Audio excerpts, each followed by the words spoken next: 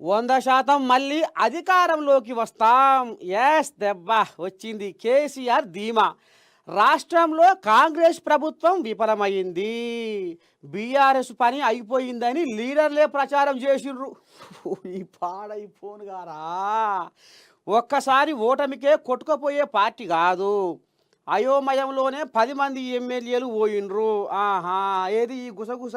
వచ్చే పాయే అయిపోయింది. కారు పంక్చర్ అయింది. అసెంబ్లీలో పల్టీ కొట్టింది. పార్లమెంటులో పాతాళలోకం పడ్డది. ఇక ఎమ్మెల్సీ ఎలక్షన్లలో అసలు ఊసు లేకుండా అయితట్టుందని అందుకనే దూరంగా ఉన్నట్టు రేషా. ఇదా కథ. స్వయాన పెద్ద మనిషి అంటుండు నేను తెలంగాణ బొమ్మల్లా. ఏడాది పొడవునా సిల్వర్ జూబ్లీ ఉత్సవాలు. అమ్మని దండం పెట్టి 365 రోజులే పండుగ. ఎన్ని డబ్బులు ఖర్చు పెట్టాలి. ఆహా, ఉంది ధీమా ఉంది. హరీష్కు కమిటీల ఏర్పాటు బాధ్యత. ఓ అమ్మా, అనుకున్న పని అయిందిరా దేవుడు. నిన్న నర్సే తాతతోటి ఆడికి వచ్చిన కోయాగలు చోటా మాట నాయకులు కొన్ని కోయాగలు ఎమ్మెల్యేలు ఇదే ముచ్చటేసినాయి.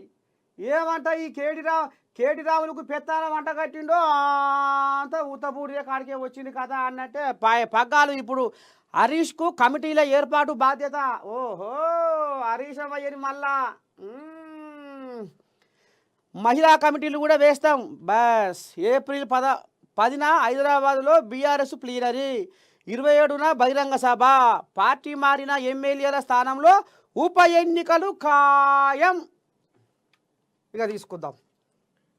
ఇంట్లో అసలైన జాతకాన్ని ఏందో మనం కళ్ళారా చూస్తే చెవులారా కూడా ఇందాం. అయితే ఇప్పుడు ఇక్కడ ఉద్దారకం ఏంటంటే ఎరా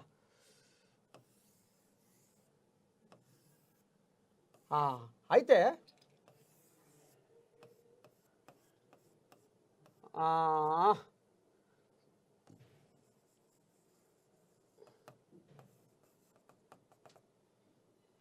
బా రాలే ఇట్లా కాదు, నీకు పాడిగాను ఎట్లా అవుతుంది ఇది.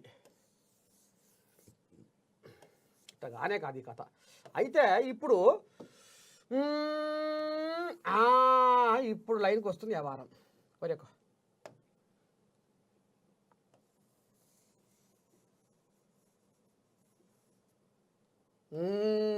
ఇప్పుడు వస్తుంది చూడు లైన్కి వ్యవహారం. ఎందుకంటే మరి పెద్ద మనిషికి టోపీ పెట్టకపోతే మన కష్టం ఉంచుకుంటాడా? ఉంచుకోడు. కాబట్టి ఇది కథ.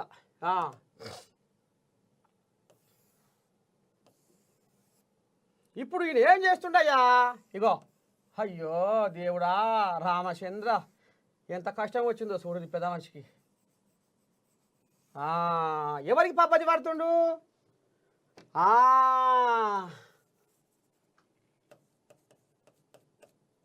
ఈయన ఉండే కదా కొడుకు, గావురాల కొడుకు.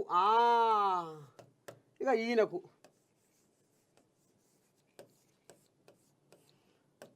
ఈయన కేటీ రాములు, కేసీ రావు. ఏంది కావచ్చు అధికారం మళ్ళీ మనదే అని పెద్ద మనిషి నిన్న తెలంగాణ భవన్లో ఇంతకాలం చెప్తే మళ్ళీ తండ్రి కొడుకు దండం పెట్టుడేంది, మా నర్సే తాత ఏంది మళ్ళీ గిట్ల చేసిండు అని నువ్వు అనుకుంటున్నావు.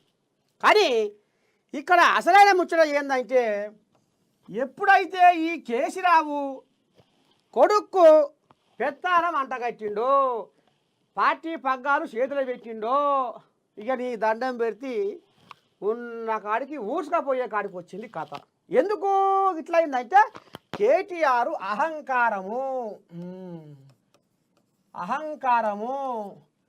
ఈయన అహంకారమే పార్టీ పతనానికి కారణమైంది అని కూడా, ప్రధానమైన కారణమని కూడా ఊర్ల పొంచి గుసగుస. ఎందుకంటే మీ నర్సే తాత తిరిగేదే ఊర్లు కదా, ఊర్ల పొంచి ఈ గుసగుస వినపడది. ఈయన ఎందుకు మరి ఈయన అహంకారం అంటే చోటా మోటా నాయకుల కాంచి మొదలు పెడితే, కార్యకర్తల కాంచి మొదలు పెడితే, మాజీ ఎమ్మెల్యేల కాలం మొదలు పెడితే ఎమ్మెల్యేలు మంత్రులు కూడా, సరే మంత్రులు పక్కన పెట్టు, ఎమ్మెల్యేలు కూడా కేటీ రాములు గుణాన్ని మెచ్చుకోలేదు. ఏమన్నంటే అంటే అంటే షెడ్డో పడ్డో ఏదన్నా నియోజకవర్గం కష్టసుఖాలు చెప్పుకుందామంటే అందుకనే కేటీ రాములు అహంకారంతో కారు పల్టీ కొట్టింది అనేది ఇప్పుడు ఊరూరా నానుతున్న ముచ్చట. ఇక ఇది పెద్ద మనిషి 14 నెలలు ఫామ్ హౌస్లో ఉండి ఆలోచన చేస్తే ఇగో ఈ సలహా దొరికింది. గందుకనే అయ్యా నీకో దండం, ఈ పార్టీని మళ్ళా అధికారంలోకి రావాలంటే, కారు పార్టీ మళ్ళా ఇది కథ నడవాలంటే, గద్దె ఎక్కాలంటే, నేను ముఖ్యమంత్రిని కావాలంటే ఇక నీ వల్ల కాదు నాయన, నువ్వు చదువుకో. నీకంటే నీ కొడుకునయ్యాం, ఊరికి అమెరికాలో చదువుకునే కొడుకు ఈ మనుషు, నీకంటే నీ కొడుకునయ్యాం. కాకపోతే నేను రేపో మాపో అమెరికాలో అడుగుపెట్టి నీ కొడుకు రాజకీయ విద్య నేర్పొస్తా. అందుకనే నిన్న తెలంగాణ భవన్కు వస్తానే పాస్పోర్ట్ ఆఫీసు పోయిండు. పాస్పోర్ట్ ఆఫీసు పోయి రెన్యువల్ చేయించుకుండు.